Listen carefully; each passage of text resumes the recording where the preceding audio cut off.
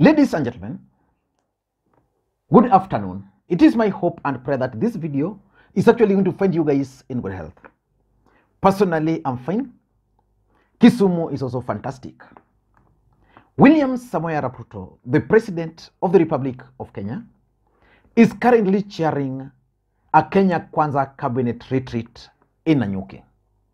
That retreat began yesterday and is going to take 4 good days. And I observed 4 things yesterday, and I want us to look at those 4 shocking observations which I made during the first day of the retreat. Before we proceed, for those who are watching the channel for the first time, please take a second or 2, click that subscribe button so that next time we produce a video like this, YouTube will automatically notify you. And to the subscribers, I want to continue thanking you guys for your continued support, because without that support, this channel cannot be where it is now. Let us get back to what I observed yesterday. And by the way, the best thing you can do to support the channel is just by pressing that thumbs up button. The first thing which I observed yesterday during that retreat was the choice of the venue. The retreat is actually taking place at Fairmount Mount Kenya Safari Club.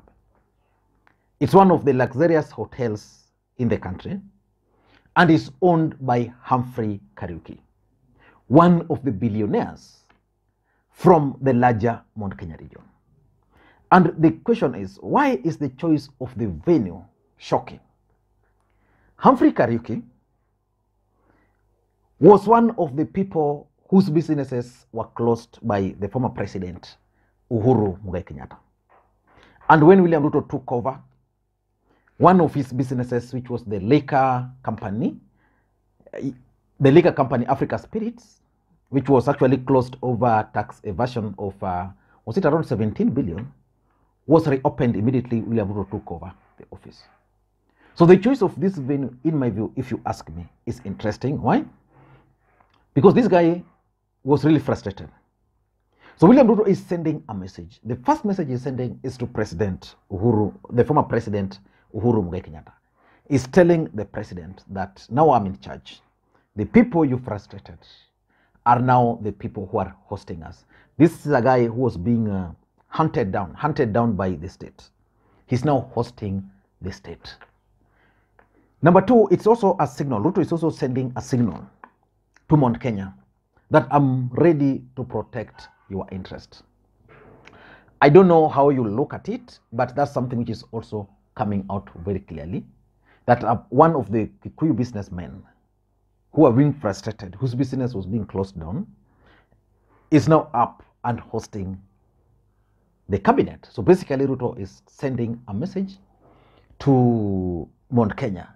But if you look at it from a national perspective, it could also be a wrong signal that Ruto is now entertaining people who are evading tax, people who are tax cheats. Basically, I don't know what he wanted to achieve, but for me, I think probably he's trying to tell Kenyans that he needed the billionaires from the mountain. But by using that particular hotel, I think the issue of credibility and integrity comes up. The other important thing which is also coming up is the issue of hustlers. You know, William Ruto campaigned on the platform of hustlers, the poor people, wale wako chini. Then you host or you hold a cabinet retreat for 4 good days in one of the most luxurious hotels in the country. What are you telling the hustlers? Are you telling them that you are on your own? So that's the first thing I noted. The second thing, which was also very clear, was Rigathi Gachagwa's body language. From the photos which were shared, Rigathi Gachagua appeared as someone who was bothered. He appeared as someone who was being isolated, someone who was not really happy. And in fact, Rigathi Gachagwa's photo, that particular photo of Rigathi Gachagua, trended in this country, which means basically there is tension in Kenya Kwanza. And Whether they are going to address it or not, we still don't know.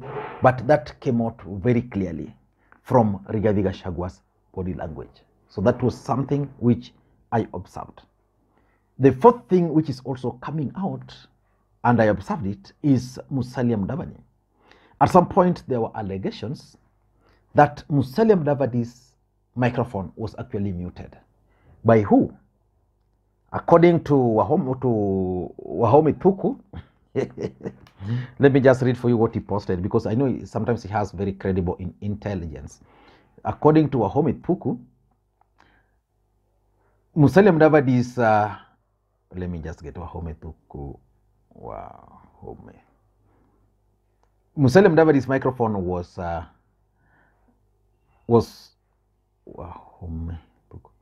was muted by let me just get it. Where is it? Okay, saying, and from Mount Kenya Club, Nanyuki, Francis Gachuri decides to unsound Musalia 3 times. So basically, when Musalia was speaking, the mic was muted, and he's talking of Francis Gachuri. So let us wait and see how all these things are going to turn out. And the last thing which I observed was the sitting arrangement. If you looked at the sitting arrangement, Ruto was sandwiched between Rigathi and Mudavadi, which basically means he wanted to send a message that according to him, he will be working with both of them. Or maybe both of them are in the same level. But what was the objective of William Ruto's Kenya Kwanza government retreat in Nanyuki? Why would the cabinet meet for 4 good days and stay in a luxurious hotel for 4 good days? For me, I tend to think that number one is that they want to evaluate the performance of Kenya Kwanza since they assumed office in September. The truth of the matter is that the opinion is divided. If you ask me personally, I'd tell you that the Kenya Kwanza government has failed in a very big way. William Ruto was on addressed the nation through various media stations the other day. And if you are keen, there are certain things which he promised to deliver, he has not. For example, he was asked about the state capture, in which their manifesto was very clear that they were going to create a quasi-inquiry team to investigate the issue of state capture in 3 months.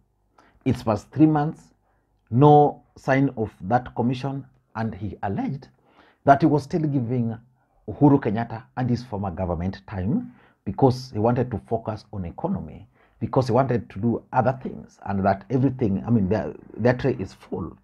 So basically, if you ask me, Kenya Kwanza government has failed. But if you ask someone, like I know a friend of mine on this platform, if you ask him, he will rate it 9 out of 10, which is basically different from my own opinion. But they want to really evaluate their performance so that if there are areas of weaknesses, then they can improve. If they're performing well in certain areas, they'll identify the weaknesses. And number 2, I think they also needed to avert a possible fallout. You see, the fact of the matter is that the way Kenya Kwanza is operating, I think they were not ready for government. And you add to the politics, pitting Rigathi, pitting Mudavadi, pitting internally their fight, because the mountain faith that they're being shortchanged, they want to pile pressure. You know, people like Alice Wahome no longer have the voice. You see, the other day you saw William Ruto was in Kilifi, Aisha Juma was missing. So there is generally some kind of fallout within Kenya Kwanza, and William Ruto is trying to avert it, especially at the cabinet level.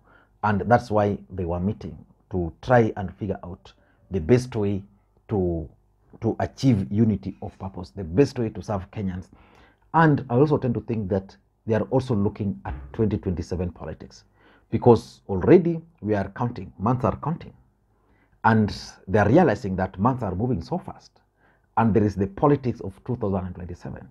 For them to achieve that politics, it means the cabinet must get out. The cabinet must show Kenyans what they are doing, what they are not doing right, and what they are not doing them.